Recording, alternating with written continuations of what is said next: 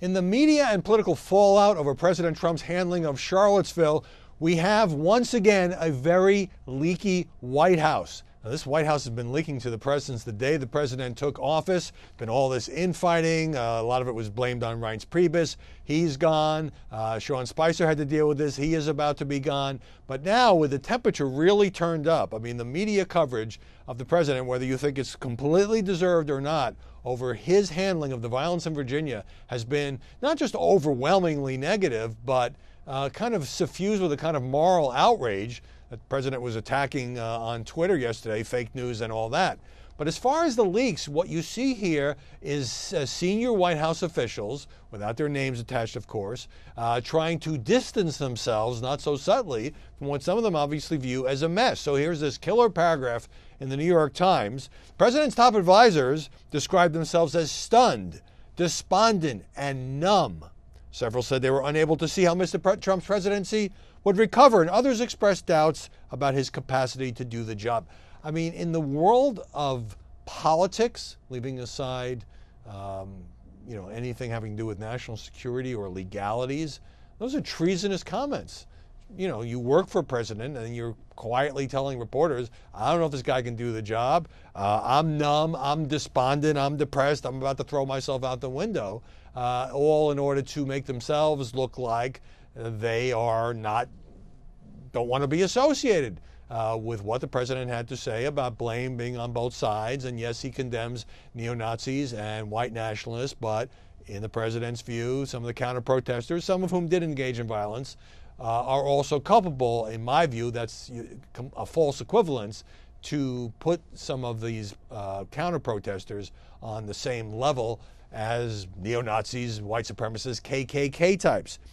John Kelly, he was going to be the guy, the retired four-star general, was going to come in, bring discipline to the White House. He's now described in this Times piece as frustrated, and one can imagine that. And I thought it would only be a couple of weeks before he would be frustrated, because nobody tells this president what to do, for better or for worse. Washington Post focused on Gary Cohn. He was standing right up there. He's the national economic director for the president. He was standing right up there when those remarks were made on Tuesday. He also happens to be Jewish.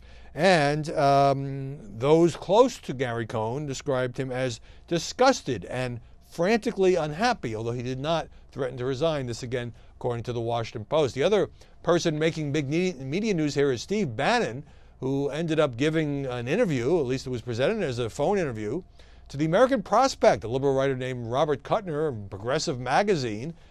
He wanted mostly to talk about an aggressive trade posture against China. In the course of that interview, he also said this: ethno-nationalism, talking about some of the people who protested. It's losers. It's a fringe element. The media plays it up too much, says Bannon. We got to help crush it. These guys are a collection of clowns.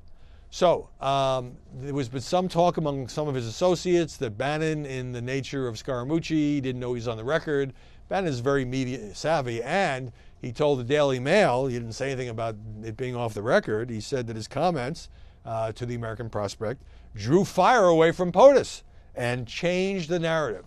So what we have here is a situation where the president, having doubled down on there's blame on both sides comments and broadened the debate into having to do with Confederate statues, and it'd be foolish, says the president, to take those down, and where are we going to stop, and what about George Washington and Thomas Jefferson, both slave owners? He's comfortable with where he is. And by the way, 67% of Republicans in a CBS poll support him, 55% overall disapprove of his handling of Charlottesville. So there may be, once again, a disconnect, regardless of what you may think about this, between the Republican Party, the president, and the media, which are acting like this is just a horrible crisis for this president. It may be, in terms of corporate executives bailing on these business advisory councils that have now been abolished, Republicans on the Hill, some of them criticizing the president directly. But when it comes to the media coverage, a very definite factor here are the leaks from unnamed people around the president who don't always agree with the president, and in this case seem determined to distance themselves.